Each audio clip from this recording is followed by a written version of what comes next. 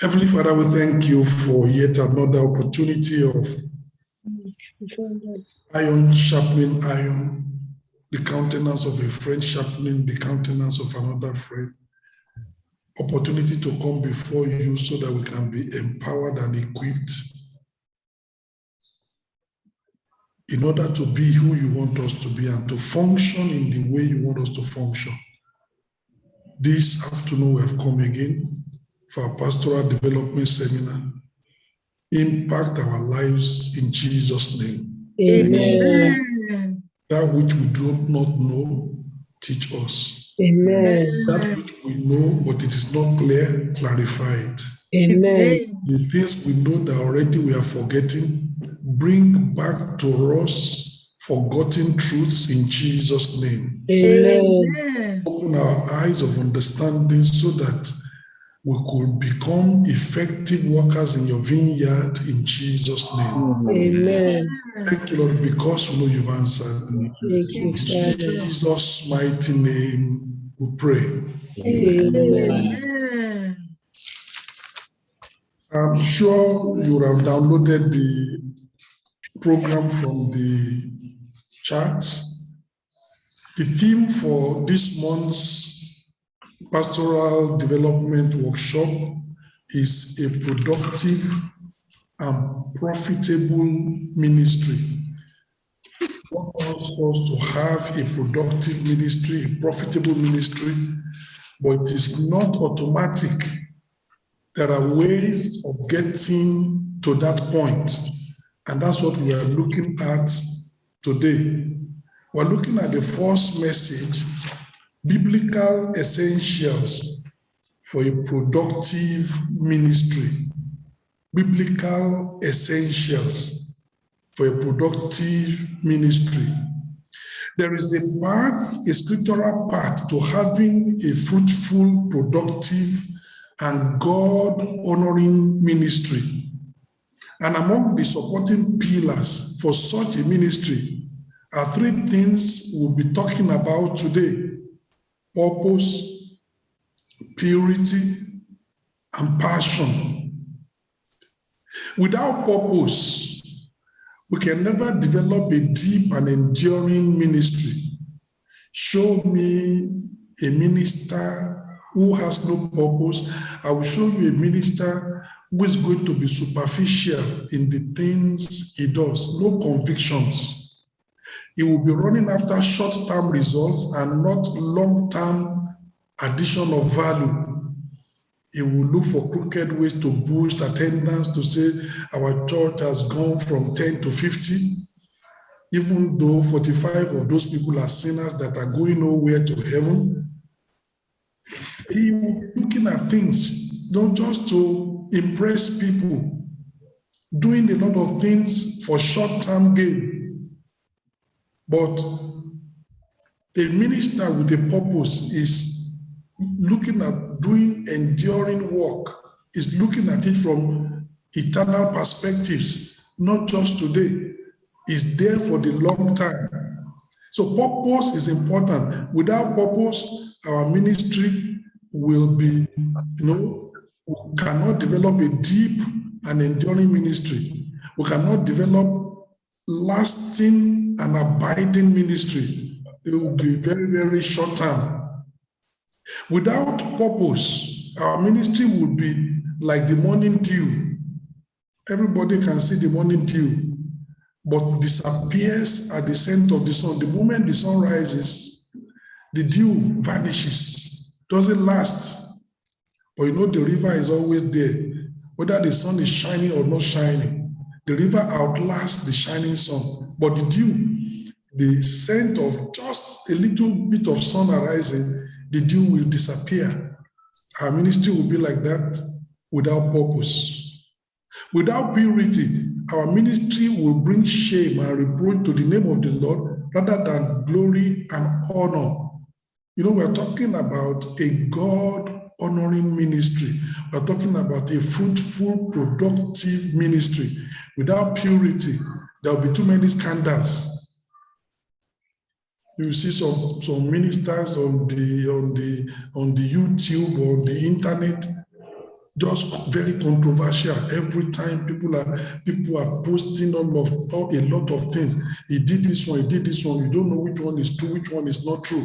That's what will happen. Without purity, there will be too many scandals. Instead of people talking about, our messages that is transforming them and helping them to get to heaven, they'll be busy talking about scandals that, whether they are true or not true, but their time is engaged in things of no eternal value. And is that minister, the way he is living, that gives room for such rumors? And instead of people being preoccupied with the Bible and eternal values, they are preoccupied with the rumor. Have you heard? Have you read? And all the things we are hearing and reading, they add no value to anybody. So without purity, that's what will happen. We cannot have a ministry that will be glorifying God and that will bring honor unto God. Without passion, our ministry will be cold at the very worst, or lukewarm at the very best. It will be a ministry not worthy of the Lord and ready to be spewed out of the mouth, like those people in Laodicea that Christ said, I prefer you are cold or hot, but you are not cold, you are not hot. I will spew you out of my mouth. I don't have anything to do with you. Without passion, our ministry will be like that, lukewarm, not worthy of the Lord. And he says, I don't want to have anything to do with this kind of ministry. So these three things are pillars, essential pillars, biblical essentials for a productive ministry. Let's look at them one by one. Number one, purpose. Purpose is our anchor for a deep ministry. Purpose, our anchor for a deep ministry.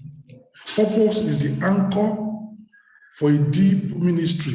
Without purpose, our ministry will be superficial and shallow, driven to and fro by every wind. And you can see people that are, that have no real purpose. When the wind of Toronto blessing comes, they blow with Toronto blessing. When that one goes down, and people say, in fact, now the move of the Holy Ghost is people somersaulting on the pulpit. You will see them somersaulting on the pulpit. They just go with every wind. There is no purpose, no focus. They don't have conviction for what God has called them onto. Any new thing, whether right or wrong, this is how everybody is moving. They move. No evaluation.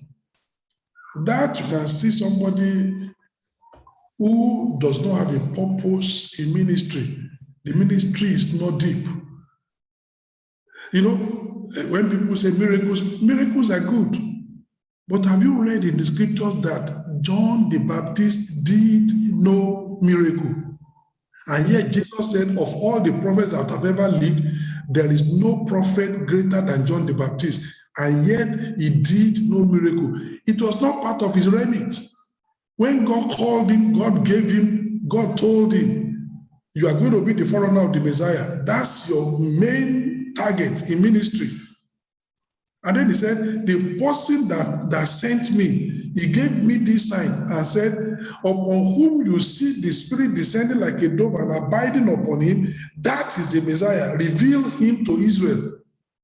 And when you read in John chapter 1, John said, and I saw, I bore witness that this is the Son of God. Ministry accomplished.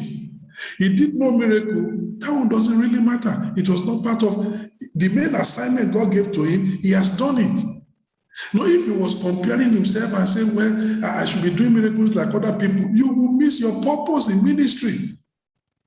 He just did what God wanted him to do. Some people think that if there are no miracles, then no. What is your calling? What is your purpose? What did God call you for? That's what is important.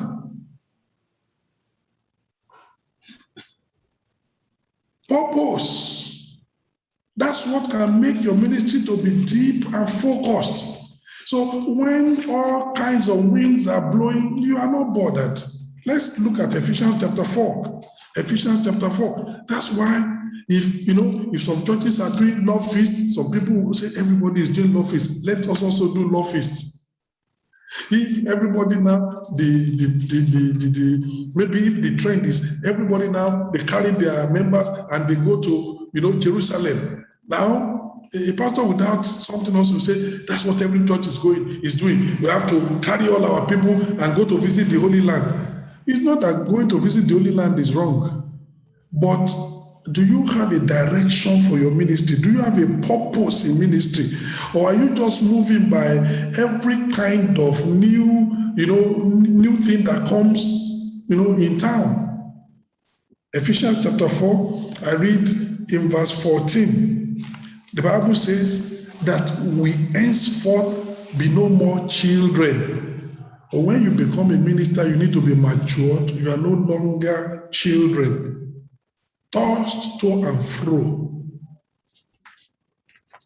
and carried about with every wind of doctrine by the sleight of men and cunning craftiness, wherein they lie in wait to deceive. When you become a mature Christian, you should not be somebody, no more a child. You can recognize value. You can know what is important. You know where to put your priorities. You are no longer children tossed to and fro by every wind of doctrine, carried by every wind of doctrine by the sleight of men. If you remember what I said, when the Toronto blessing, when they were talking about almost every church, it's like if you are not laughing and just rolling around, there's something is wrong with your church. But everything eventually fizzled away. People were shouting like animals. Is that the Holy Ghost? Something is wrong somewhere. If another one comes, some churches will just follow, say that's the move of the Holy Ghost. No purpose. No, we should not be like that. We should have purpose. We should be people that are discerning. When you have a purpose, you can discern. Let me show you what I mean. 1 Kings chapter 19. 1 Kings chapter 19. It's not on your outline. You can add it. It's not on your outline. But let me show you something. 1 Kings chapter 19.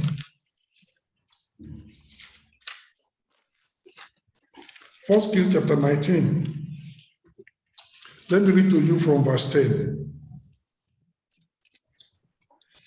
And he said, in fact from verse 9, and he came thither unto a cave and lodged therein.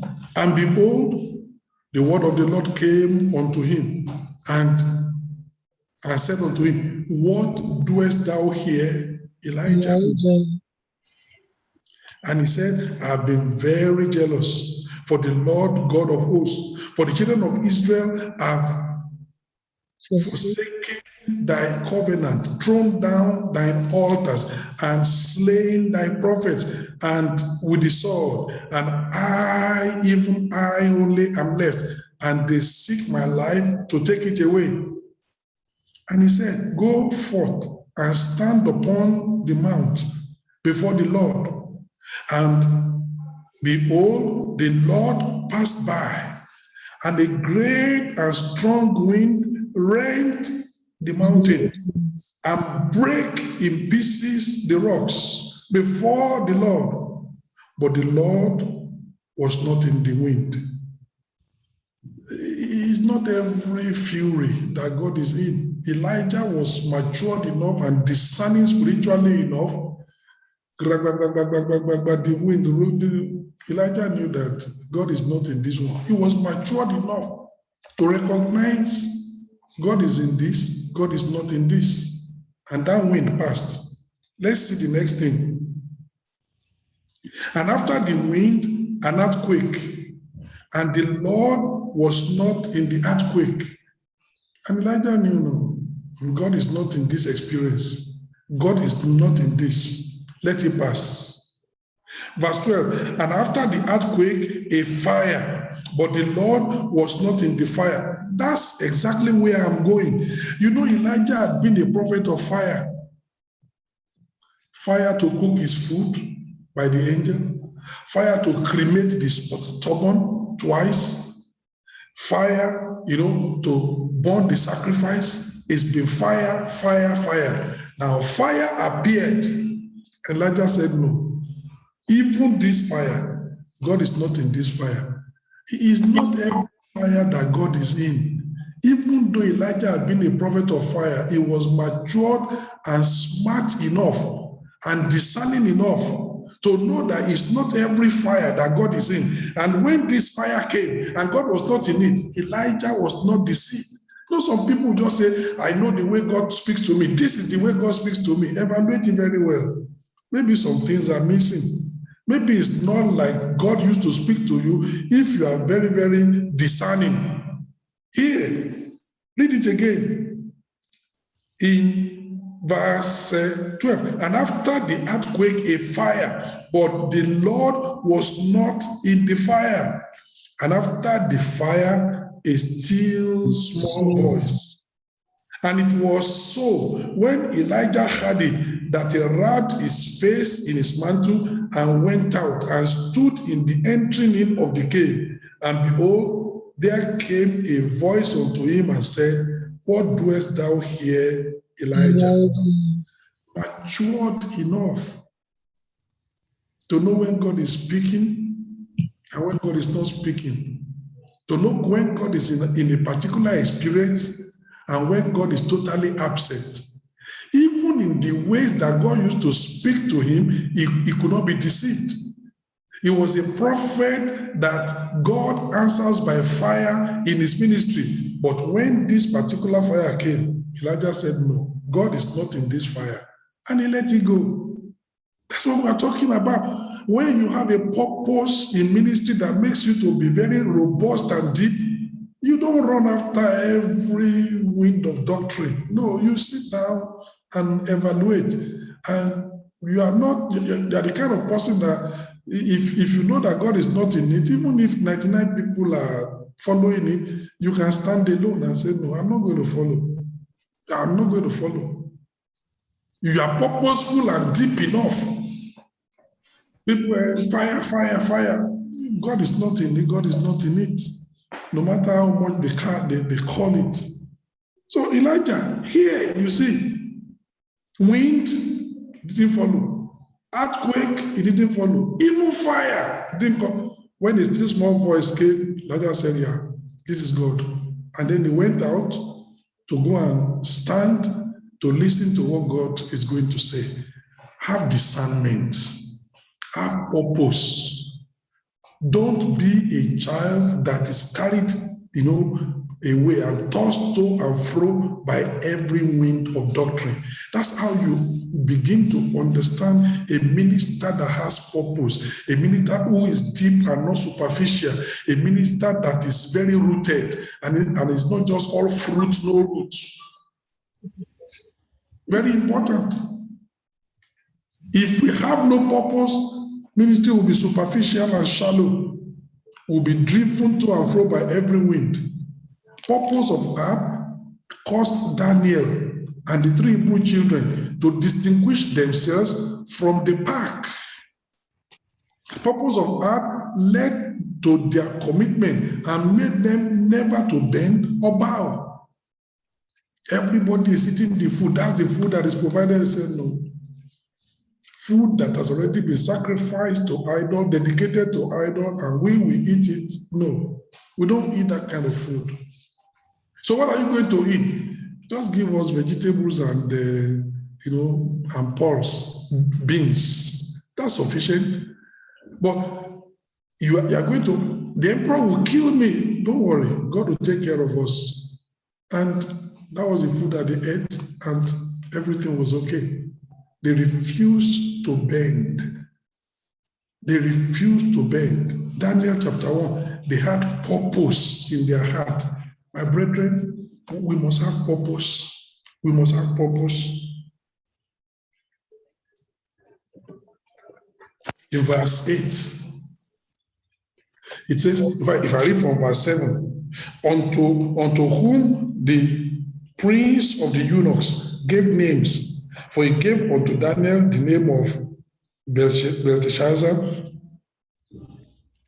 and to Azariah,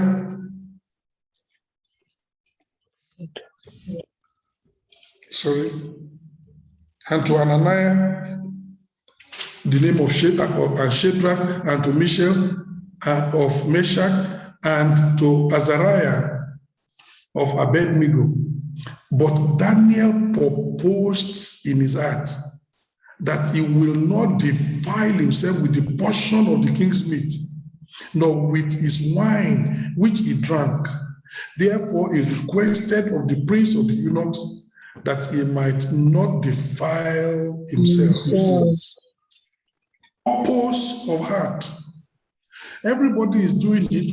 That does not mean I have to do it. All the people that have no purpose, of course, they will be doing it. But I don't have to do it. They distinguished themselves. They said, no, we have a standard. We have priorities. We honor God. Not everything goes. Nebuchadnezzar did another feast. And the Bible says all the governors in all the realm, in the empire, governors, counselors, presidents of councils, everybody gathered together. And the purpose was to dedicate the idol of gold that Nebuchadnezzar had made, and for everybody to worship. But some people noticed that Shadrach, Meshach, and Abednego, they didn't worship. So they went to tell Nebuchadnezzar and said, well, we don't know the kind of king you are, but we want to tell you that there are some people that do not respect you, even though you are the emperor, as big as your empire is. You say, what do you mean? Everybody is subject. Say, hey, everybody is subject. When you said that we should be bowing down to idol, we saw three of your, the people in your senate. They refused to bow, and insult upon injury. They are even foreigners. They are not even our people. Nebuchadnezzar, who are they? They brought them. And Nebuchadnezzar said, I want to beg to disagree about the report I had. They said you are not bowing down to our idols, to the idol that we made, but I don't want to believe them. I want to give you your own chance. When you hear, the sound of all kinds of music, the harp, the dulcimer, and all those kinds, then I want you to disprove those people. Shadrach, Meshach, and Abednego said, King, don't belabor the musicians. Don't let them just waste their saliva for nothing. There is no necessity for them to play, because we can tell you already what we are going to do. We will not bow down. We respect you, but we cannot worship idol. We worship God. With all due respect, they were not being arrogant. They were just standing for their faith. Nebuchadnezzar was mad. He said, so what I heard is true. What you heard is true. He told people, hit the furnace 7 times more. They did. And then eventually they cast them into the fire. You can think about it. If the heat of the fire is killing the people that killed the people that threw them into the fire, the question is, how hot is the fire itself? And they threw them inside there. And you know what they said? They said our God will deliver us. But assuming he chose at this particular time not to deliver us, we would rather perish in that fire than to bow down to your idol. You remember what we said last week, the overcomer secret, they love not their lives unto the death. That's the overcomer secret. They said, we are sure our God will deliver us. But if he chose for one reason or the other, which he will tell us in eternity, if he chose not to deliver us, and he just wants to show the world that even in the midst of suffering, my people will still worship, then let it be. We would rather die in the fire than bow down to your idol. They have made up their mind. Those are people with purpose of heart to serve God in every generation, purpose of heart to serve God in every situation, purpose of heart to serve God no matter the situation around them. They made up their mind. Purpose of heart. Without purpose of heart, oh, you will backslide. You will compromise. You say, no, that's not what I meant. And then they're saying, what do you mean? Speak out now. But no purpose of heart. But these people, they had purpose of heart. They didn't bend to suggestion. They didn't bow to any idol. And I pray that God will help us to have purpose of heart. Amen. Not bow down to the dirty suggestions of people or bow down to the idols of our time in Jesus' name. Amen. Important. Purpose of heart caused Joseph to refuse an immoral relationship with a highly placed woman. You know, some people will think, this is an opportunity. The wife of the Senate president is the one that is even making advances to me. I can use that opportunity to get my way. Not Joseph. Advantage that you are going to get from immorality, that's a dirty advantage. God is not interested. Purpose of heart. And Joseph said, no, I can't do this evil and sin against God. Is God here? Oh, God sees you. He said, I will not do this great evil and sin against God. I refuse. It's purpose of heart. He runs the risk of losing his job, but he refused.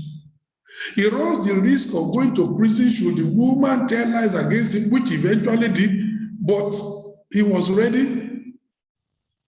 Run the risk of prison, he was ready. Run the risk of losing his job, he was ready, but he was not going to do evil.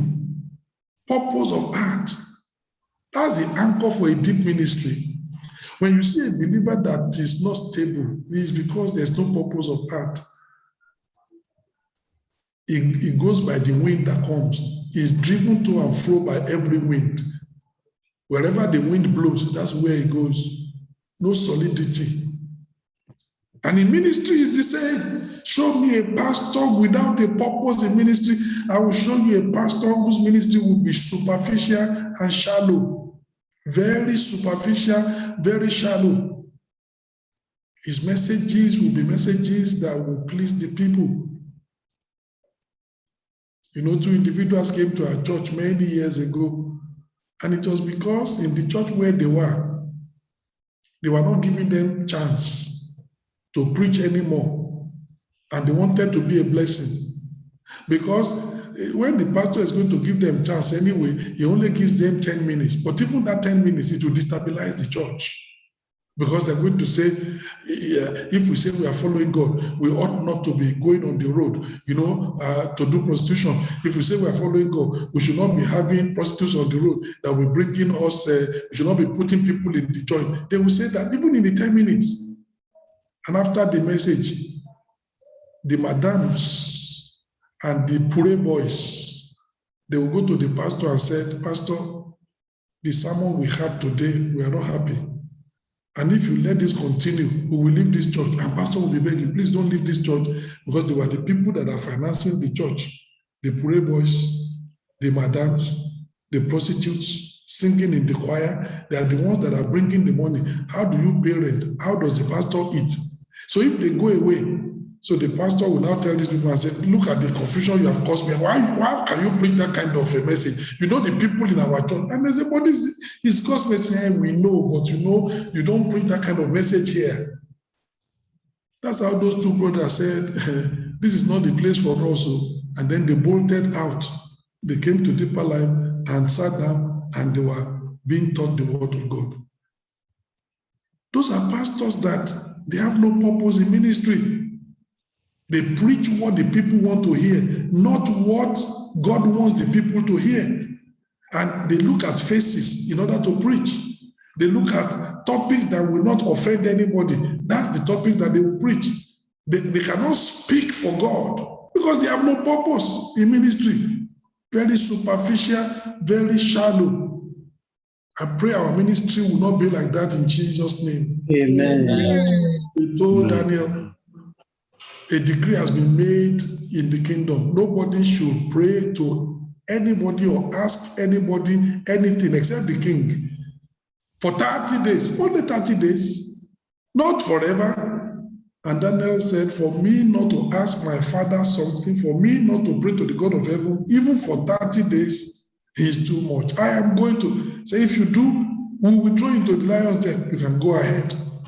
At the risk of going to the lion's den, Daniel prayed, and he didn't pray in secret. He prayed, they saw him. The Bible says he opened his window eastward and he prayed, and they came to spy, and they went to the king. Despite that, if Daniel knew that decree, he has violated it, so you need to take action. And then the king, his hands were tied because he signed the decree. But God protected Daniel. But those are people with purpose of heart. Purpose of heart to serve God, purpose of heart to worship God. Even though there's persecution, even though enemies are setting traps, but say, I'm going to worship God irrespective. I'm going to serve God the way I know. Purpose of heart. That is the anchor for a deep ministry. Without it, you cannot last. That's why you find some ministers, they're on fire for God 1 year, 2 years, 3 years. Down the road, you see something else. I remember, one of the radio evangelists that we used to hear when we were growing up. Oh, it was not Deeper Life, but you like to go and hear his message on the radio. Brimstone and fire. Then after some time, I wasn't hearing that minister anymore. Then I knew somebody who was his disciple who used to go to his church. And then I asked that person, I said, I've not been hearing your guy anymore on the radio. What happened? He said, I myself have left the church. So what happened? Oga, because the wife didn't deliver, he had impregnated the maid in the house. That was how the ministry went down. Somebody that was of national influence, everything just fizzled out like that. Purpose of heart. You are married, there's no issue. You stay with that wife, you believe God, you are committed unto saying, God, I believe you. Purpose of heart. Without it, we cannot have a deep ministry. You will last only for some time. Eventually, you will fizzle out.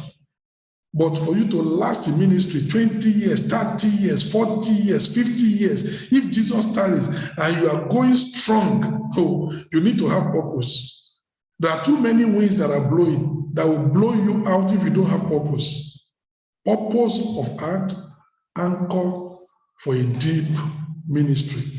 Without purpose of heart, we will be unstable and compromising like the Levite of Bethlehem, Judah. Let's see this Levite of Bethlehem, Judah. Let's see a very, very good example of somebody that has no purpose of heart. And ministers that have no purpose of heart, they will behave like this, like this Levite of Bethlehem, Judah.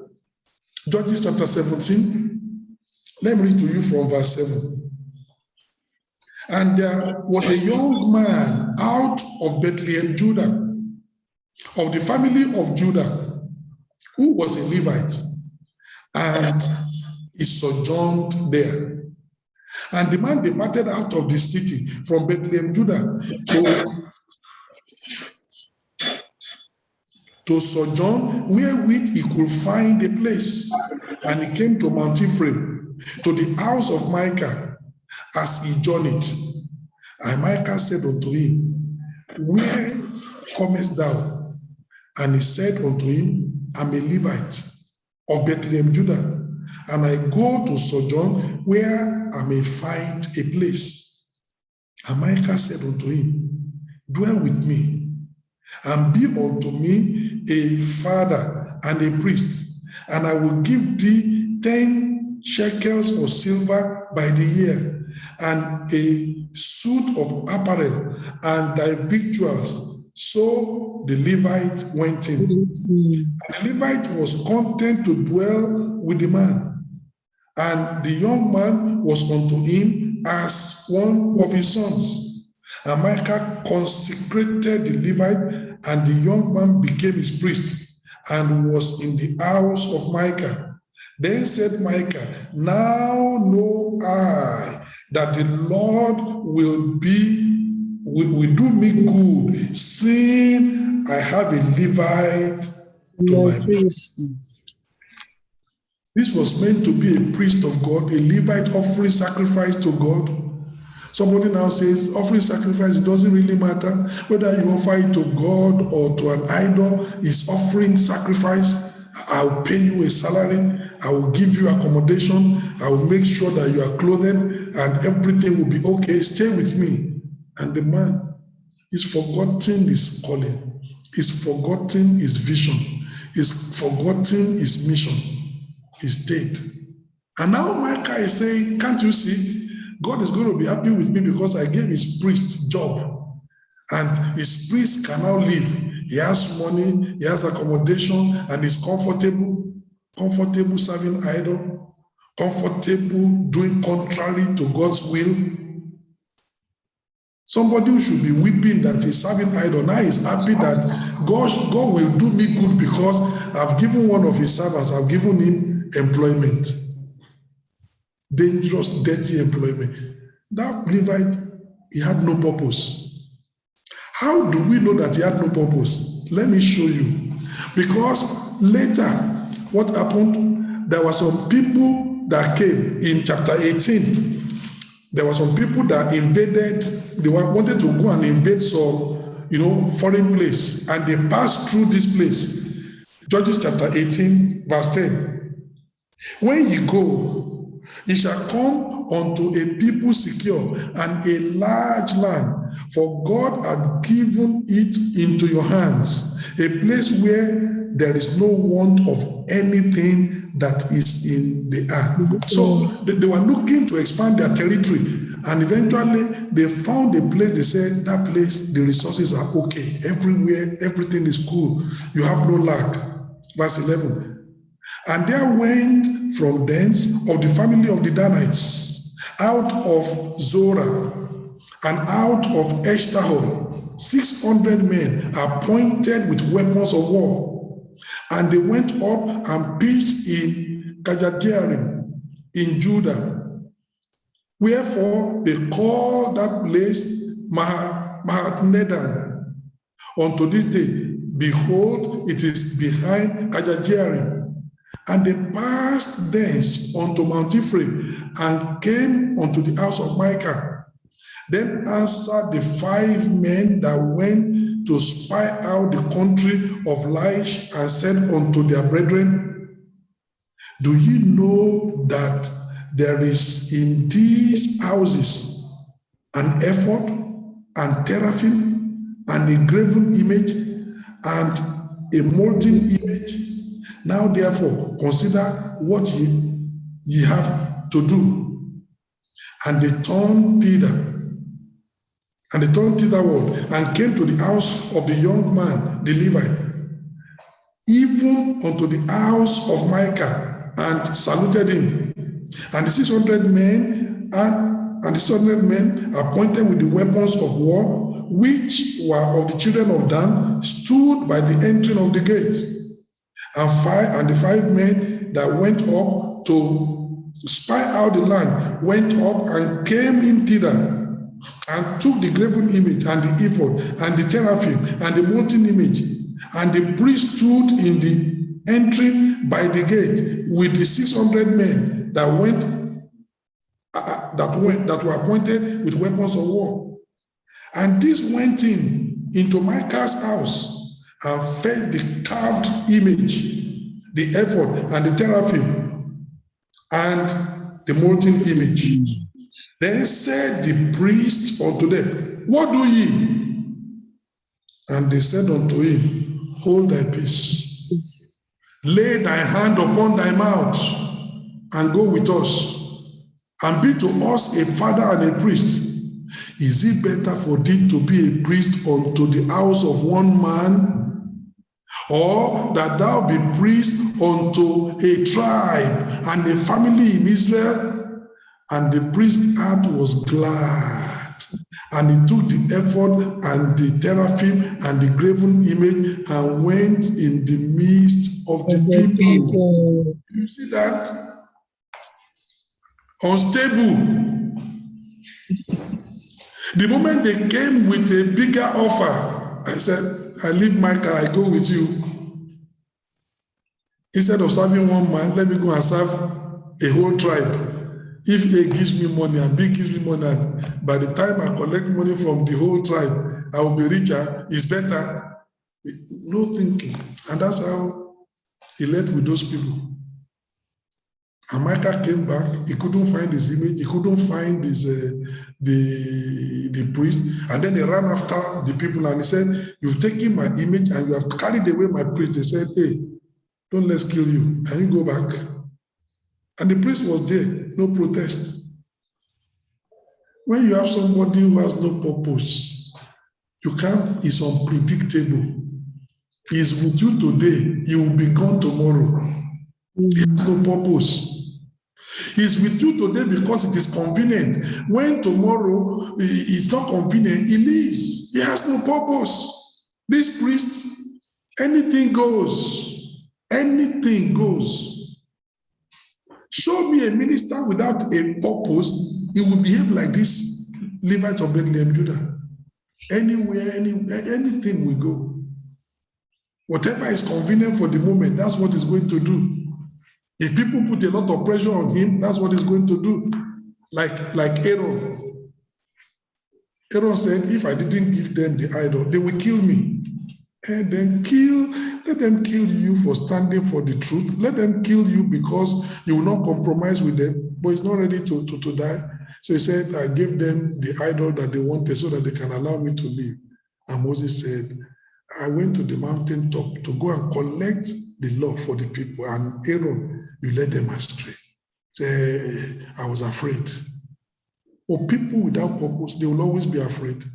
No courage to stand for any conviction. They have no conviction in the first place. So there is nothing to stand for. Look at this Levite of Bethlehem, Judah. And without purpose of heart, we will be unstable and compromising like this Levite of Bethlehem, Judah. He had compromised to start with, but now it's unstable. They left Micah to go and serve another tribe. And then they said, let's carry it. You come and serve. And he knew that he was a priest of God, but no purpose of that. What he was going to eat, that was the most important thing for him. The money he's going to make, even if the money has to be by worshiping idol, it doesn't matter. God understands. That's his thinking. No purpose of heart. I pray we will not be like that in Jesus' name. Amen. Without purpose of heart, we'll be chasing skirts and shadows like Samson. God called him. Let's see the calling of Samson. Judges chapter 13. Judges chapter 13. That was one of the problems of Samson. No purpose. Judges chapter 13. I read verse 5. For lo, thou shalt conceive and bear a son, and no razor shall come on his head. For the child shall be a Nazarite unto God from the mother's womb, and he shall begin to deliver Israel out of the hand of the Philistines. That's Samson's calling. Even before he was conceived, already prophecy had gone, angelic declaration about him, about his destiny. You'll be a Nazarite right from the womb. And when he grows up, he will deliver Israel from the Philistines. Do you know that of all the judges, Samson was the only one that never brought deliverance to Israel? 20 years a judge, at the end of his judgeship, Israel was still under the domination of the Philistines. They were never free. People with lesser anointing, they always delivered Israel. People like Othniel, people like Gideon. These had lesser anointing than Samson, but they got the job done. Samson had a lot of anointing, but he did nothing. You know why? No purpose. God raised him up to be a deliverer for the people. Samson was busy doing his own thing. Came home one day and said, I found a woman in Timnath. And the parents said, Timnath? That's enemy territory. Those are those dirty girls, those street girls. Samson, what is wrong with you? He said, I didn't come for counseling session. I am an adult. Get her for me, for she pleaseth me well. But she doesn't please your parents. Get her for me, she pleaseth me well. But she doesn't please God, because this is part of the enemy. Get her for me, for she pleaseth me well.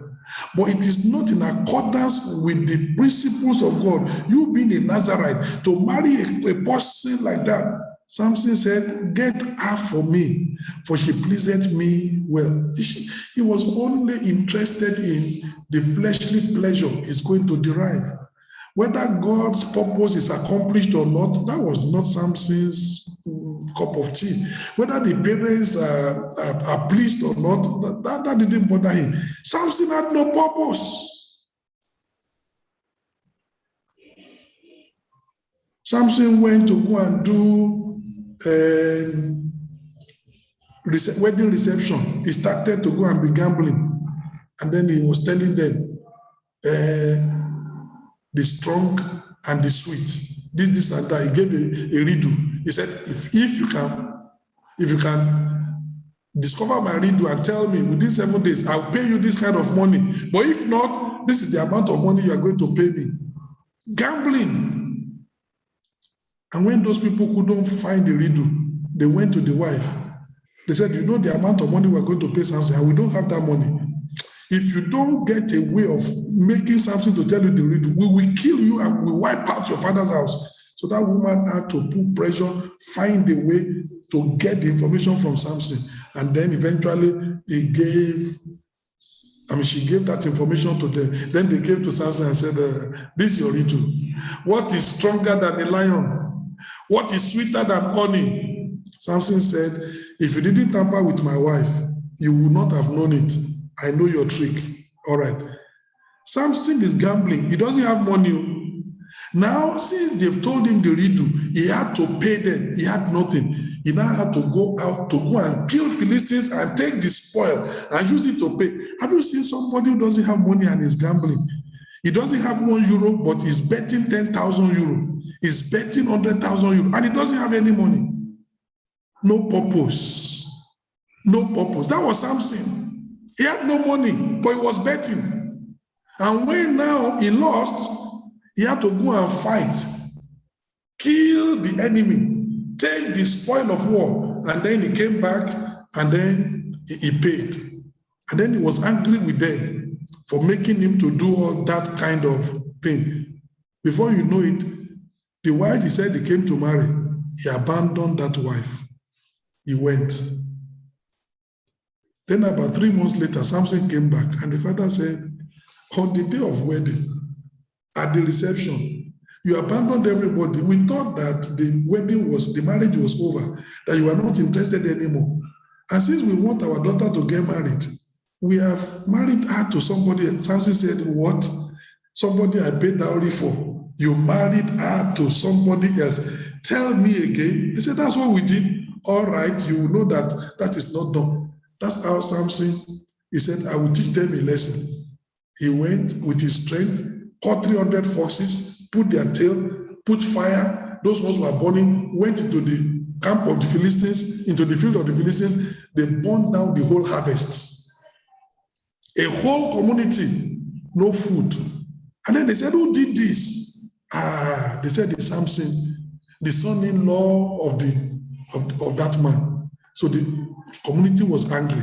They came into that place, they killed the man, they killed the daughter. Then later, Samson came back and then found out that they have killed his father-in-law and his mother-in-law, another trouble. You will see that Samson fought a lot, but every single fight that Samson fought was for himself, not for Israel. He was going to find a wife. A lion rose up. He killed that lion. The lion didn't rise up against Israel. The lion rose up against Samson. He used the anointing to kill the lion, yes, but it was a personal fight. He was going to pay the Philistines. He went to go and fight them to get money to pay his debt. He was not fighting for Israel. He burned the field of the Philistines. It was a case of revenge. Even when he fought and he killed 1,000 Philistines with the job of an ass, he was fighting for himself because they said, you burnt our field down, we are going to kill you. That was what brought that. And Samson said, I did unto them what they did unto me. When Israel was asking, but why did you go to stir up a hornet's nest? Why did you go to stir up trouble? Say, no, what they did to me was what I did to them. He was fighting for himself. And it was because they wanted to take him and destroy him. That's when he killed 1,000 Philistines with the job of an ass. It was self-defense. He wasn't fighting for Israel. You know, even in the dungeon, the last fight of Samson was for himself. He said, oh God, let this house come down. Let everybody die, that I might be avenged of my 2 eyes. It was a revenge mission for his 2 eyes. God raised him up to deliver his people. Samson never thought of Israel for one day, for one moment. He fought no battle for them. And he was a judge for 20 years. No purpose. Running after girls, running after skirts all around the place. I found a woman in Timnath. When that one has been killed, he went, he found another one in the valley of Sorek. He went at another time, he went into the red light district in Gaza and was sleeping with prostitutes. Samson's life was just like that. Despite the anointing, despite the divine choice, Samson had no purpose. And that was why also he didn't achieve much. Israel was still under bondage by the time Samson died. And he had ruled Israel for 20 years. He was a judge for 20 years, but he achieved nothing. All the battles he fought were just personal battles. There was no national battle. There was no defense of the people. If you read the story, where you will see every single fight of Samson was just for himself.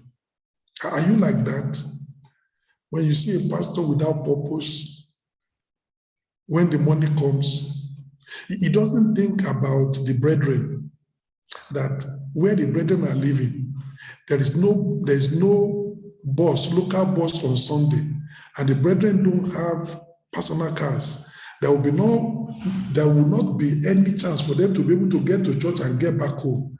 So when money comes into the church, the first thing we are going to do is to be able to buy a church bus to pick those brethren. They can come to church, serve God, and then go back home. We can drop them.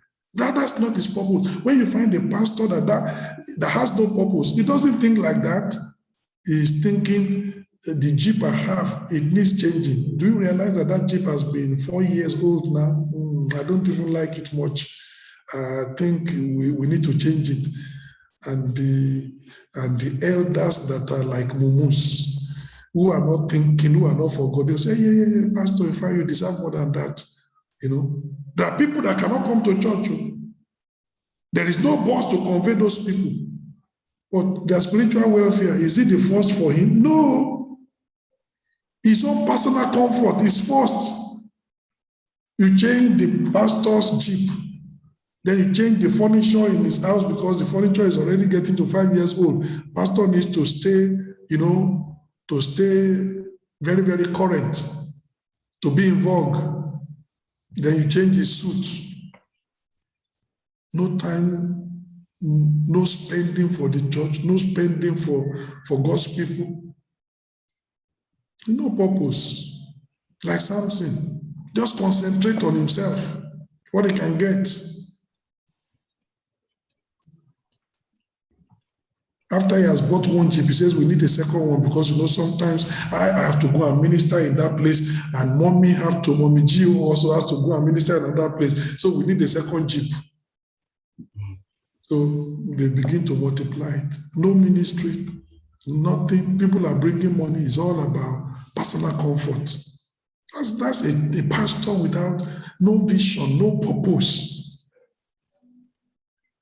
Talking about the name of Jesus, yes, but no purpose. And we need to examine our own lives also as pastors. The care of the church, is it paramount in your life? Is it uppermost in your life? That helping the brethren who are not mobile getting to church is more important than the personal car of the pastor. Is that the way you are operating? Or if there is any resource after my personal comfort has been met, then we can think about the brethren. Then you are not a purposeful minister. You have no purpose. And God is calling us today, calling us to purpose. Purpose is the anchor for a deep ministry. If you don't have purpose, your ministry will be shallow, your ministry will be superficial, your ministry will be selfish, your ministry will be sensual. Your ministry will be focused on self, not on the welfare of God's people. That's a shallow ministry. Without purpose of heart, we will be chasing skirts and shadows like Samson, going after what is not. Those without purpose of heart, they always major in the minor, like Samson and Gehazi. God says, go and fight the enemy and bring my people victory. Samson is saying, they did this one to me, so I did it to them. Petty fight. Retaliation. Oh God, I want all these Philistines to die. I want a revenge for my eyes. Your eyes? God said you should go and defend people. You didn't defend people. You're fighting for your eyes. Samson was just like that, chasing shadows. Chasing shadows. You see, Gehazi, instead of chasing anointing and closeness with God, he was chasing money. How can you serve under Elisha and end up a leper? It's mind-blowing.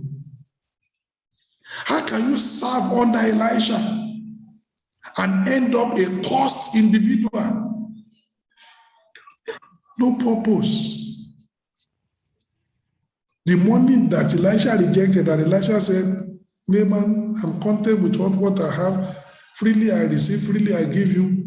Go and use the money, serve God the way you want to serve him, but make sure you serve God, but go away with your money. And Gehazi said, how can my master, this is a great opportunity to enrich ourselves. How can my master leave this one, majoring on the minor? Majoring on the minor.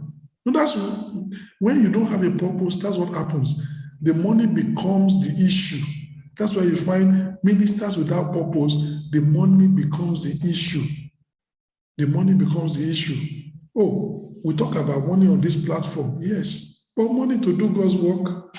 No money for pastor's salary, no money to buy a car for pastor, no money for the pastor to feed, money for us to pay mortgage, money for us to do the insurance, money for us to pay the taxes that we owe the government. All is about ministry. It's not about personal, benefit. But what I'm talking about is that Gehazi was not getting that money so that they will be able to have money for for ministry. Is that this is my opportunity to enrich myself. When he got it, he hid it. He didn't tell Elisha. It was by revelation that Elisha said, you got that gift. It's not that he declared it. Very important. When somebody has no purpose, that's the way we operate. Very shallow, very short-sighted. running after money rather than running after divine presence. Those without purpose of heart will be fighting personal battles when in reality God has called them to engage in national warfare. Like Samson, just be fighting personal battles. They use the anointing to only benefit themselves. They don't benefit anybody. I'm asking you the question. You've been coming along with us. You are serving in this church. Do you have purpose of heart? Do you have purpose of heart in ministry? Because without it, shallow, superficial, sensual, selfish ministry will be the outcome. Purpose is the anchor for a deep ministry. Let's go to the second point, purity. Purity is the armor for a dependable ministry. Purity. In Ephesians chapter 6. Ephesians chapter 6.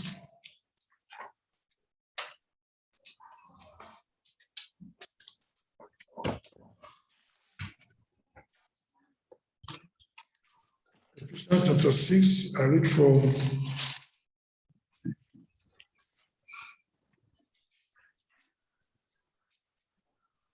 verse 12. For we wrestle not against flesh and blood, but against principalities, against powers, against the rulers of the darkness of this world, against spiritual wickedness in high places. Wherefore, because we have a fight to fight, we have a fierce battle to face. Wherefore, take unto you the whole armor of God, that ye may be able to stand in the evil day. Having done all to stand. Without this armor, you will not last in the battle. You cannot fight effectively. But what is this armor? Verse 14, stand therefore, having your loins girt about with truth, and having on the breastplate of righteousness. You see, that's part of the armor.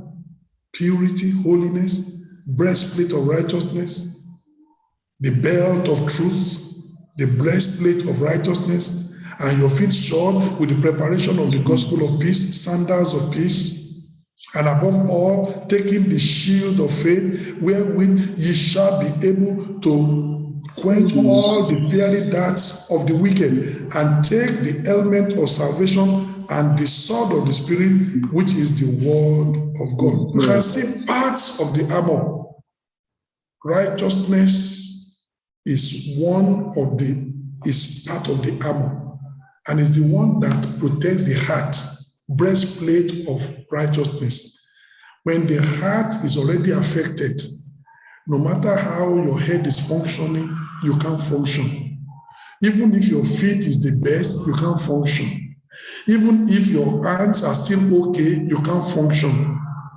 Breastplate of righteousness, it protects the heart to make sure that the person can stay alive and fight.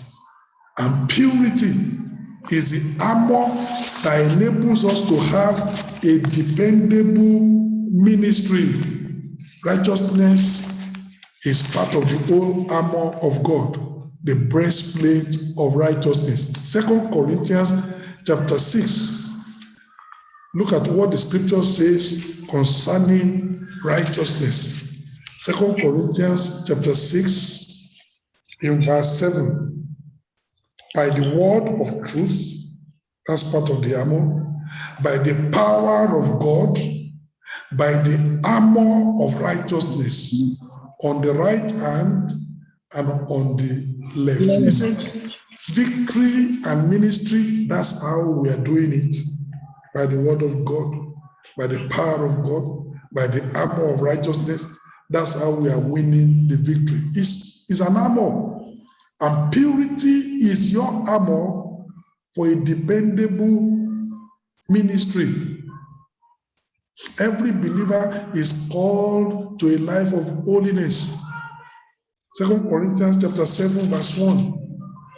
The Bible says over here, have been therefore these promises, dearly beloved, let us cleanse ourselves from all filthiness of the flesh and from all filthiness of the spirit, perfecting holiness in the fear of God. We are called unto holiness and called unto righteousness. 1 Peter chapter 1, verse 14. As obedient children, not fashioning yourselves according to the former lusts in your ignorance, but as he which hath called you is holy, so be ye holy in all manner of conversation, because it is written, be ye holy, for I am holy. Every believer is called unto holiness. How much more those of us who are ministers of God and workers in the vineyard, pastors and the ministers in the house of God? We should be higher. We should run after that call even much more. Very important. So every believer is called to a life of holiness. Our priesthood, do you realize that the Bible says our priesthood is an holy priesthood? In fact, collectively, we are called a holy nation. It's all about righteousness and holiness and purity. Holy priesthood. And our calling is an holy calling. Look at 2 Timothy chapter 1, verse 9. 2 Timothy chapter 1, verse 9. That's your calling, my brother. You have been called to service, a holy calling. You have been called to come and minister to God's people, a holy calling. 2 Timothy chapter 1 in verse 9. 2 Timothy chapter 1 verse 9. It says, who had saved us and called us with an holy calling, not according to our works, but according to his own purpose and grace, which was given us in Christ Jesus before the world began. It's an holy calling in God's purpose and grace. That's why people who put themselves into the ministry, nobody has called them. There is no purpose and grace. And that's why they can be doing a lot of abracadabra in the ministry, magic, and going to herbalists and doing this, because for them it's not an holy calling. But for us, it's an holy calling, called in the purpose and the grace of God. Holy calling. We are called unto righteousness, unto holiness, and the Bible says, holy calling. That's why the scripture says that, be ye clean, that bear the vessels of the Lord. 2 Timothy chapter 2, in verse 21. 2 Timothy chapter 2, where you are, verse 21. If a man therefore purge himself from this, he shall be a vessel unto honor, sanctified and meet for the master's use, and prepared unto every good work. Also youthful lust, but follow righteousness, faith, charity, peace, with them that call on the Lord out of a pure heart. They are calling unto God out of a pure heart. Follow righteousness. It's our armor for a dependable ministry. Without righteousness, all is lost. Purity is our armor for a dependable ministry. Infidelity in the life of David caused the enemies of God to blaspheme the name of God. Without purity, your ministry can never bring honor to God. It can never bring glory to God. It will make people to be blaspheming the name of God, just like what is happening all over the place. Ministers that are there, that their lives are crooked. People are blaspheming the name of God because of them. Say, if this is Christianity, even me that I'm an unbeliever, I'm better than that. Just rubbishing the grace of God. And God told David, look at Second Samuel chapter 2. Because of the immorality in the life of David, because of that adultery with Bathsheba, look at what God told David. And that's what will happen when there's no purity in the life. That ministry cannot be a God-honoring ministry. It will be something else. 2 Samuel chapter 12 in verse 13. And David said unto Nathan, I have sinned against the Lord. And Nathan said unto David, the Lord also hath put away thy sin, thou shalt not die. You've been forgiven. But even though you've been forgiven, damage has been done. Verse 14, howbeit, because by this deed, because by this adultery, because by this fornication, because by this deed, this immorality, thou hast given great occasion, not just an occasion, great occasion to the enemies, not just one enemy, to the enemies of the Lord to blaspheme. The child also that is born unto thee shall surely die. You have given great occasion to many enemies of the Lord to blaspheme. Instead of his life bringing glory to God, is given occasion for the enemies to be blaspheming the name of God. Great occasion to blaspheme.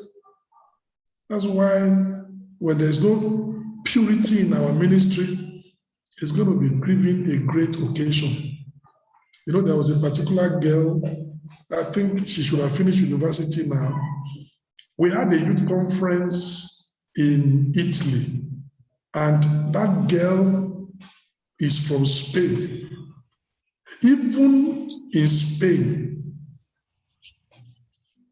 the dad doesn't come to our church, the mom doesn't come to our church, but the dad allowed that girl to be coming to our church. The dad said, it's only Deeper Life that I can trust that they will not defile my daughter. If you don't want to go to Deeper Life, then you sit in this house with me. No church. The father will not allow that girl to go to church. I don't trust any other church. I don't go to church, but I don't want to hinder you from going to church. But either you go to Deeper Life or you sit with me in this house. I don't trust any other church. Can't you see that? That's a shame. When we had the youth conference here, the dad released her. She was about 18 at that time. The dad released her to come and participate in the youth conference in Italy. And she came. It shouldn't be, but that's what has happened. I remember many years ago in Manchester, there's a family. There are three children, one boy and two girls. When this couple, when they are not at home and their children are at home, they gave instruction to their children that if anybody comes, you must not open the door for anybody, no matter what. But if the pastor comes, only him, you can open the door. Why must that be? They didn't want their guests to be defiled. And they said, only the pastor you can open, only him we trust.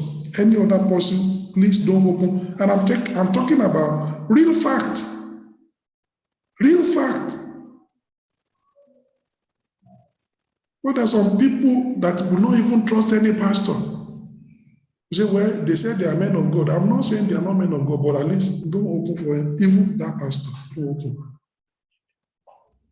People cannot, they cannot trust. Why should that be? We are running school over here for parents to be dying of hypertension at home because their girls are in school and they don't know maybe whether the pastor will be tampering with their girl or not. No, it's a shame. And in the church, that's what you are having. The men are not, they are not sure the choir master is not, fornicating or committing adultery with their wife in the choir. They are not sure that the pastor is not messing up with their daughter in the church. And the whole thing is polluted.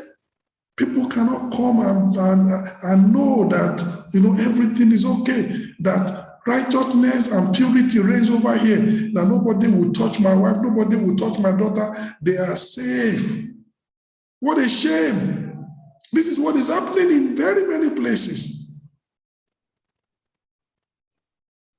And God is calling us to purity. It is the armor for a dependable ministry. Any form of immorality is going to bring shame and dishonor to the Lord. It's going to create great occasion for the enemies of God to blaspheme. And we cannot pray against that. That's the reality. Because people expect that the safest place should be in the church. And when in the church atrocities are happening, it's sad. It's very sad. And show me a minister that does not make purity a priority in his life. He cannot have a dependable ministry. People will call him a man of God when they see him face to face. When there's going to say, we call him man of God, his head is big, which man of God, that one. At his back, that's what they're going to say. They have no respect for him. Because they cannot vouchsafe for his ministry. I pray that God will help us in all our churches to maintain purity, maintain righteousness, maintain holiness in Jesus' name. Amen. That even if men are not coming to church and their wives are coming to church, they are not having hypertension in their houses, as if their wives are having affairs in the church. We are not here to tamper with any woman. We are here to create a safe environment where they can grow and serve God, where they can enjoy God. That's what the church is all about.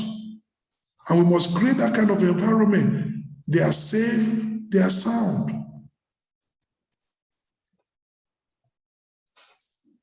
I pray the Lord will help us. Amen.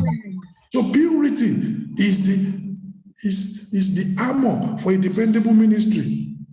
Infidelity in the life of David, caused the enemies of God to blaspheme God's name. If our life and ministry are to bring honor and glory to God, purity must be at the center. Purity must be at the root. Without it, we can't. Remember, today we are talking about productive ministry. We are talking about profitable ministry. We are talking about fruitful ministry. We are talking about God-honoring ministry. Purpose, number one, anchor for a deep ministry. But purity, number two, is the armor for a dependable ministry. Righteousness was the secret of Joseph's rise to the top. You want to rise to the top? You want to be your very best? Righteousness. Did you see that? Sin is the opposite of righteousness. The Bible says, even Solomon, him did outlandish women cause to sin, and he went astray. Sin and immorality caused Solomon, a man that was mightily endued with so much wisdom, to behave in many foolish ways. Sin and sensuality, that's what it will do. Righteousness upheld Joseph to rise to the top. He won't commit immorality. Even though that woman put him under pressure. When ordinary words will not do, he picked race, he ran away. My brother, there are times to run away. I'm telling you, there are times to run away from some environment. Some brothers are so simple, they are so, you run away. Maybe you live in around the same environment with a so-called sister, and there are other sisters there. But when she's going out, She will tell you that, my brother, when my clothes dries up, help me to pick them. Why is she not telling the sisters that are there? Say, I'm not in eye to eye. I'm not seeing eye to eye with the sisters. So, brother, you are the one that is in eye to eye with her. The clothes that she has spread for you to be able to help her to collect when they dry, they are underwear and bra and everything. My brother, that's how you are going to be seeing the size of what you ought not to be seen. And then when you sleep in the night, your head will be turning. Before you know it, you will fall. Run away from there. Tell her that, no, my sister, I can't. Let the sisters help you to, are you going to be the one that is going to be taking sisters underwear from the clothesline and the bra and everything and keeping it for her? What business have you got with that? Keep yourself pure. The Bible says you run away from every appearance of evil. You don't give room for that. Very, very important. Some brothers are careless with their eyes, careless with their mouth, careless with their hands. And then every time they say, God, I've run into sin again. I don't know what is wrong with me. What is wrong with you is you are not disciplined. You are not disciplined. You need to understand that you are biologically complete. You are not stone. So there are things that will fire you up with lust and infatuation. You run away. Keep yourself pure. Very important. Righteousness is the foundation, is the root for a dependable ministry, is the armor for a dependable ministry. If you want your ministry to be dependable, righteousness, without it, it will be tainted. With time, it will fizzle out. Will be nobody.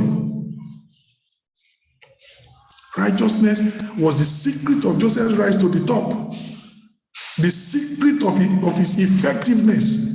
But unrighteousness was the root of Samson's captivity and ineffectiveness. Samson couldn't do anything. Sin was reigning, chasing dirty girls all around the place, going to the red light district in Gaza, and every defiling thing. That's what Samson was always interested in. And it was his undoing. He couldn't have a lasting ministry. You know what the Bible says? Righteousness exalts a nation. But sin is what? A Reproach to any people.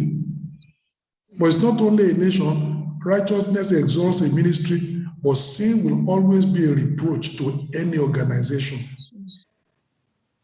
It will be a reproach to any organization. Sin. It will destroy its reputation. It will destroy, people's opinion of the organization. Sin is a reproach to any people, to any organization, but righteousness exalts a ministry. Very important. That's why when you find a pastor that purity in his life, you can go anywhere with his head high up. He's not thinking, I hope that this my secret will not be found one day. There's no hidden secret. There's no dirty secret. It's just who he is. Can be free and just go around. I pray the Lord himself will help us. Amen. That in our life, in our ministry, righteousness, holiness, purity will be a priority in Jesus' name. Amen. And we'll know that in order to bring glory and honor to God, our ministry must be rooted in righteousness and purity. That's the only way. Otherwise, we're going to give great occasion for the enemies, in plural, of the Lord to blaspheme. That's what is happening. With all the revival in Nigeria, with all the revival back in Ghana, in Africa, look at how the unbelievers talk about the church. Leave all those pastors, Look at all the comments on YouTube and on the social media. It's not positive, but can you blame them? When the pastor will mount the pulpit and say, I don't know what is wrong with my wife. She also had, she's angry with me because I have an issue out of wedlock, but she also had an issue out of wedlock. Is it not shameful? And that's Sunday in church, that's what we are discussing. Should it even happen? The Bible says, even as saints, they are not even ministers, ordinary believers. Let not fornication be once named among you as becoming saints. Now is being named among pastor and the wife. Pastor had an issue outside marriage. Wife had an issue outside marriage. And they're already pastors. Big pastor back in Abuja. And he was saying this. I don't know why she's talking all about it. When we ought to bury our head in shame that even such a thing is happening. And we're using it to boast, to do this and do that. Why will the unbeliever not blaspheme against God? Why will they not brand everybody as fake? Why will not just say that everybody is in it for the money? Of course they will do so. Because these people are making the enemies of the Lord to blaspheme. Making the enemies of the Lord to blaspheme. Pastors are getting divorced and marrying somebody else.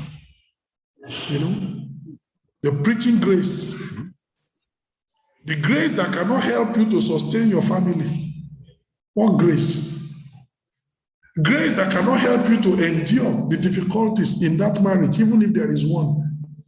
And then you're preaching grace. Which grace? You cannot endure. You go and marry another one and then be carrying it all around. Now made a mess in the kingdom. You see the other one that involved the Christian Association of Nigeria and this and that, that one girl was saying, this pastor has been messing around with me and is messing around, spoiling the lives of other young children, and they went to court. It was a national, kind of a thing, very, very bad. I mean, what kind of pastors.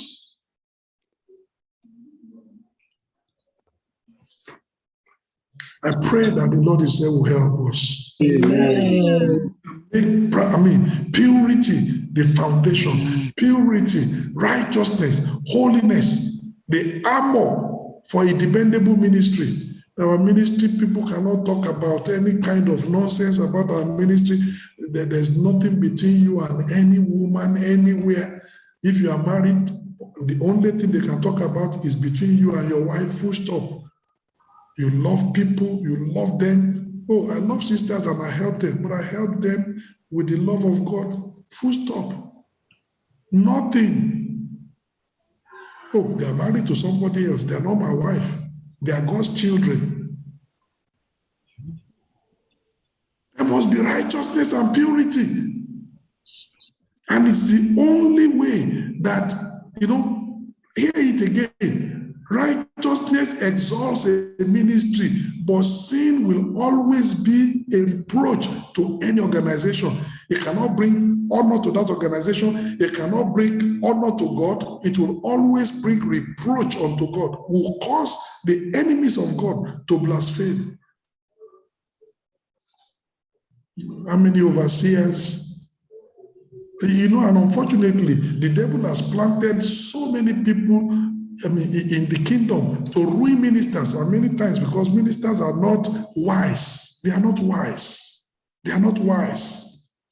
I'll give you an example. In the church in London, when our former European overseer was there, Wednesday is counseling time. Wednesday is counseling time. And people will come.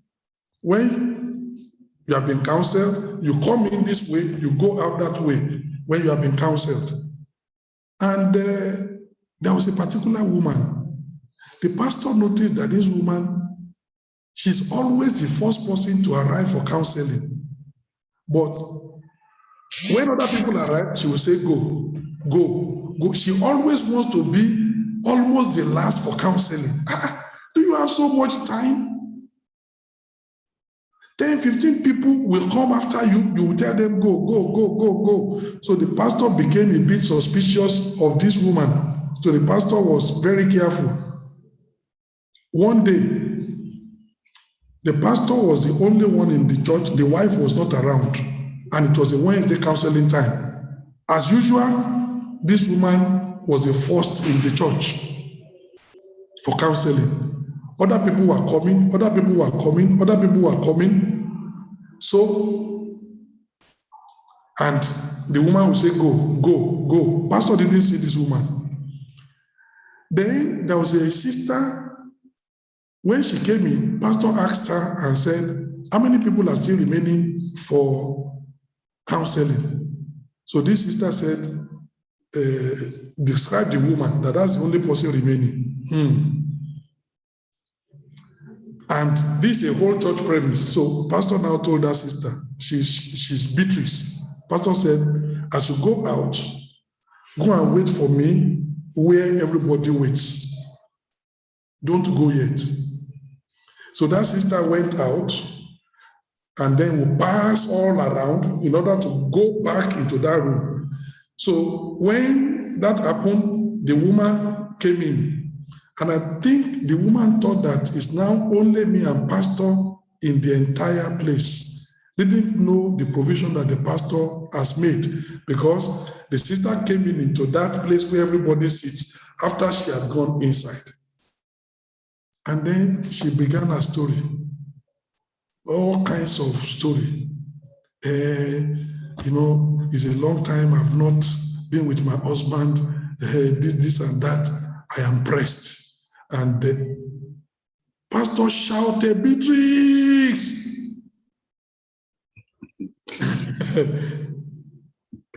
Where is the counseling? Yes, pastor shouted, Beatrice! That's how Sister Beatrice rushed him. That's how many pastors fall. Because there are safeguards in deeper life. It makes it difficult.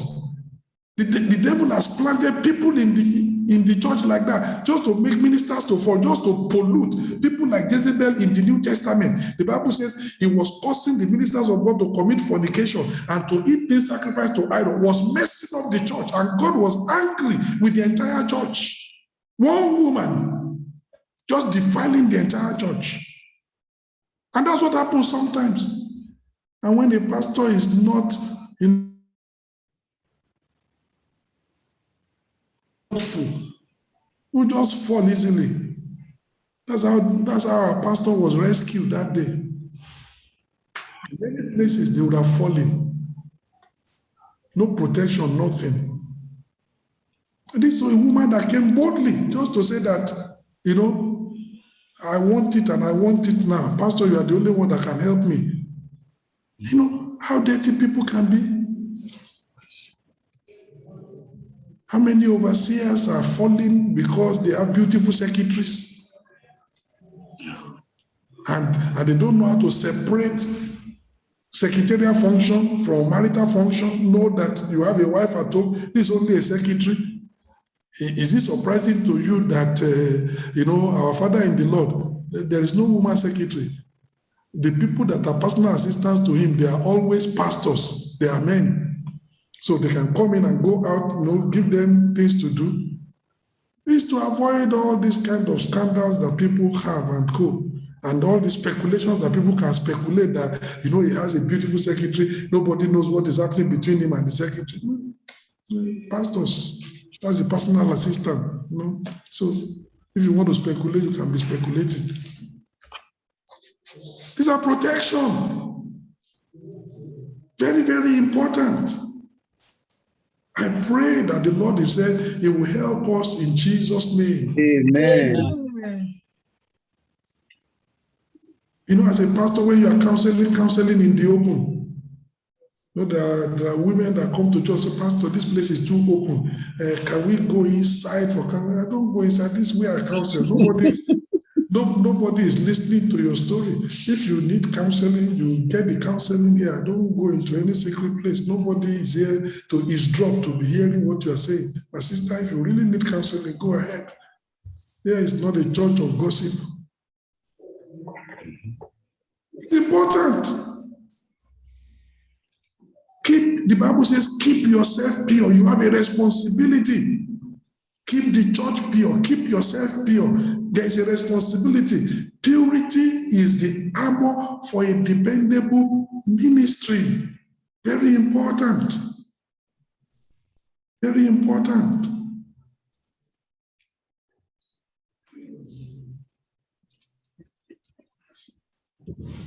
You must protect yourself. You must build an edge around you. Don't put yourself in compromising situations that falling is going to be, you will just fall. Never put yourself in compromising situations like that. No. But let me tell you one. I didn't know. I was very young in Manchester many years ago. One sister, we didn't see her in church, so I phoned Sister so and so. You've not been in the church, Pastor. I'm very, very sick.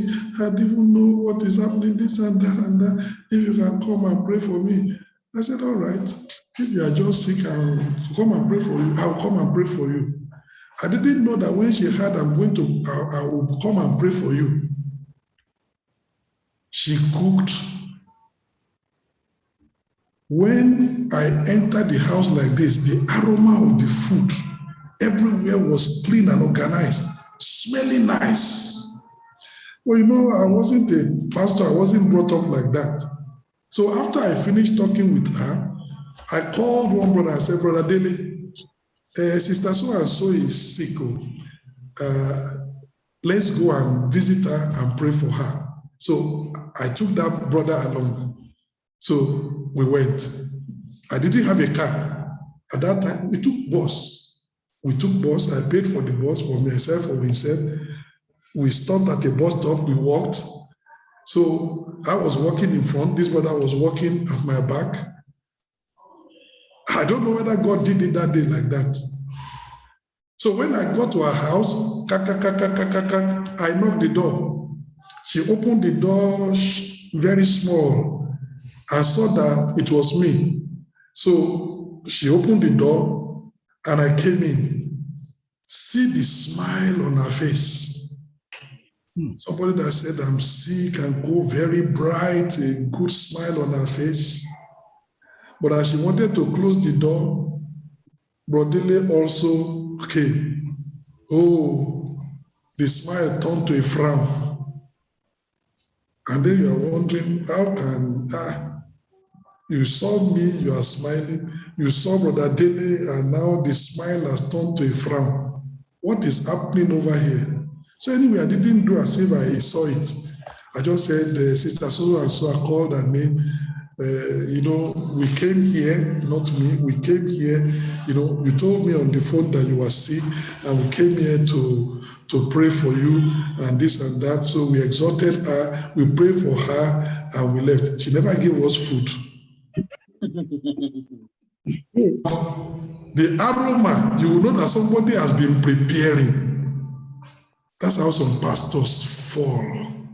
They fall into sin because they don't understand. Go with somebody else. It's difficult to be committing sin in that situation. That person becomes a protection for you. The individual will not even be able to mention it. You will not put yourself in a corner. This was many, many years ago. For a long time, the sister would not even greet me. It's like, you spoiled my show. Which show? That's the devil's show. And I would not be a participant in the devil's show. I'm not an actor in the devil's show. That's the devil's show. It's like, you spoiled my show. Why did you come with this brother?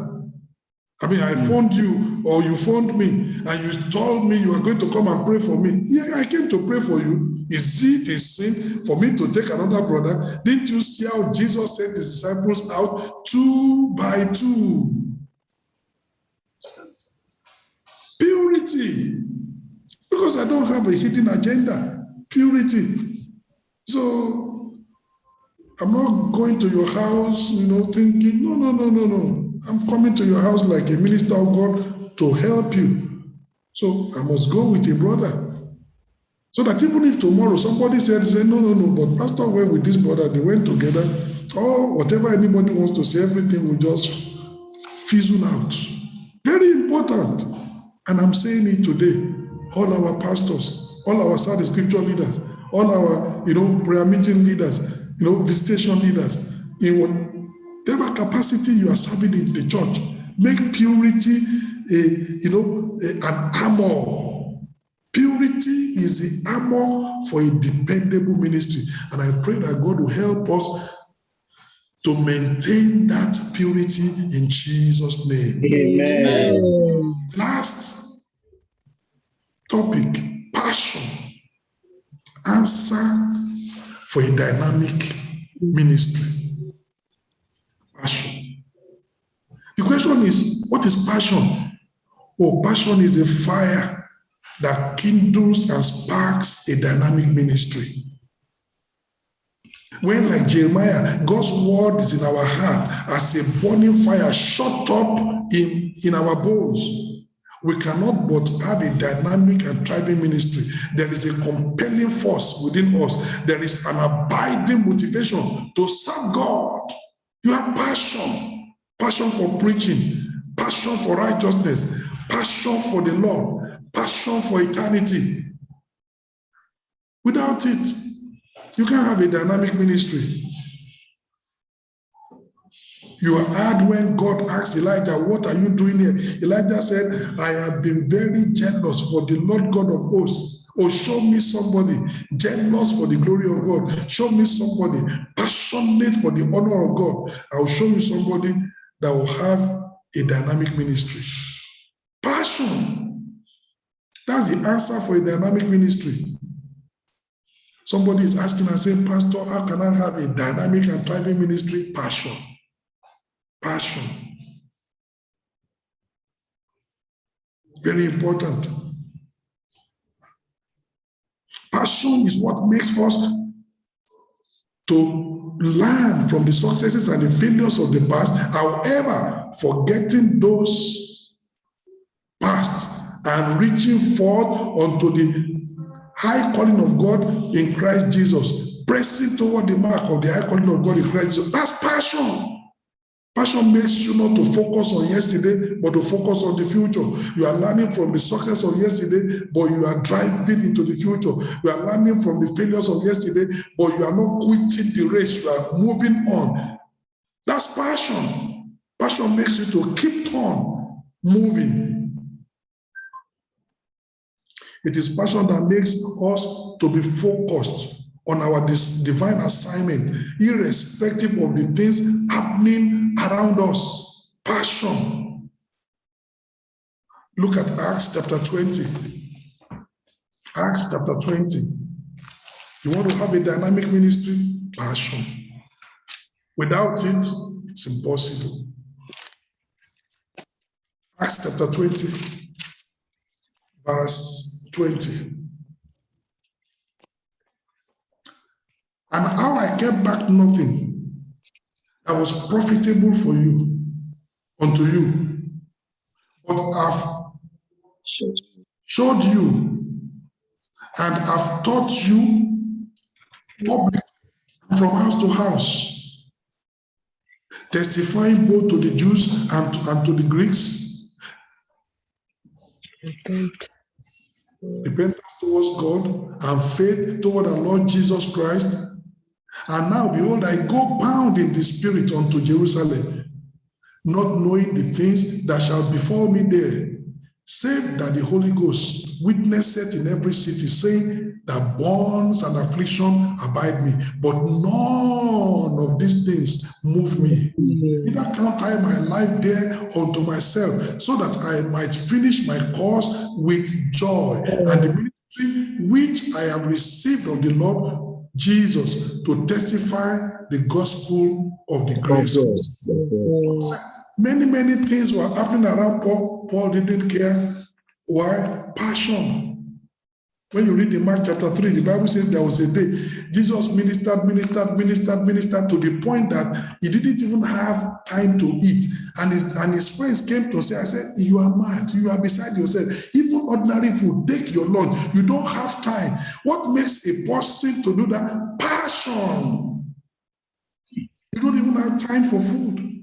Passion. And Paul said, none of these things move me. Oh, when you get to Jerusalem, you'll be crucified. Say, I don't care. I'm getting there.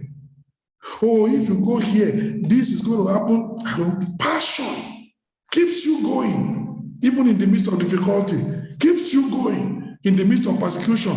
Keeps you going, even when people are saying all sorts of rubbish about you. Keeps you going. Passion. It is passion that makes us to be focused on the divine assignment, irrespective of the things happening around us. None of those things move us.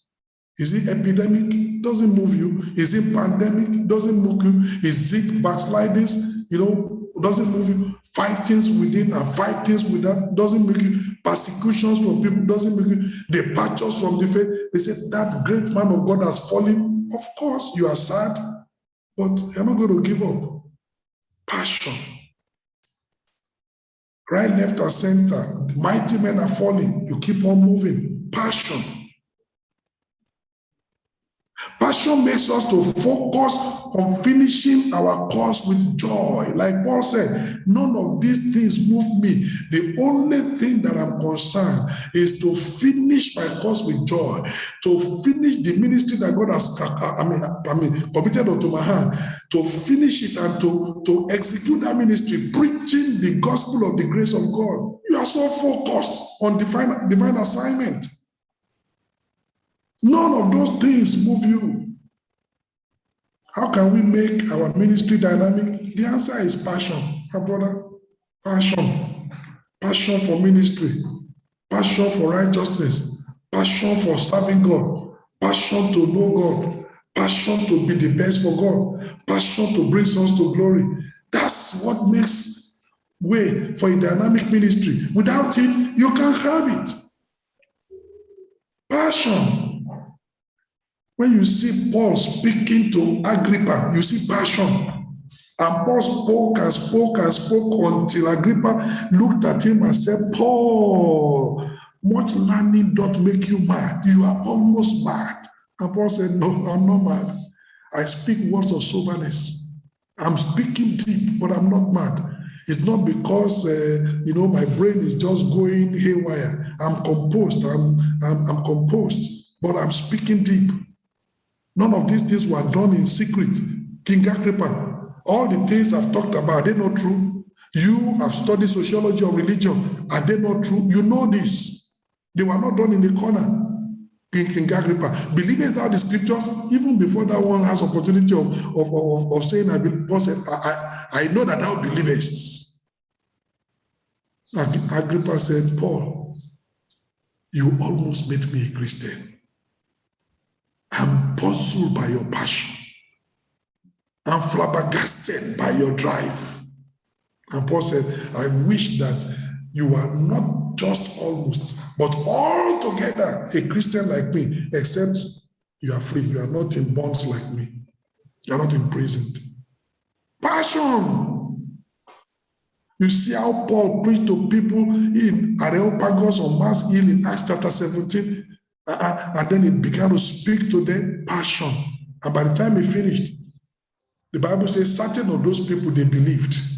This was a place where they just make a mockery. When they came, they said, let's hear what this babbler will talk. They thought he was just going to speak gibberish. They said, let's even hear the nonsense he's going to talk about. But when Paul started, went into literature, went into history, went into this, went into scriptures, brought everything together and told them, this unknown God that you say you are worshiping, him, I know him, and I've come to reveal him unto you. By the time he finished, some of them got converted. Passion.